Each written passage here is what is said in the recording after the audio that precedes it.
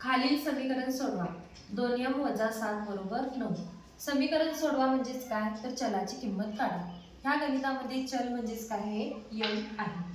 तर आपल्याला काय करायचं आहे, m ची किंमत काढायची आहे. मग m सोडून ज्या इतर किमती आहेत त्या आपण काय करायच्या, बरोबर चिन्हाच्या पलीकडे न्यायच्या. आता बरोबर चिन्हाच्या पलीकडे काय आहे, 9 आहे. आता 9 मधून काय होणार, -7. -7 पलीकडे गेल्यानंतर काय होणार, वजाचं अधिक 7 होणार. 9 आणि 7 ची बेरीज किती होते, 16. आणि इथं काय शिल्लक राहतं, 2m. इथं सुद्धा 2mच असतं. आता 2m बरोबर 16. तर m ची किंमत काढायची. 2m याचाच अर्थ काय, 2 गुणिले m. 2m चा अर्थ 2 गुणिले m.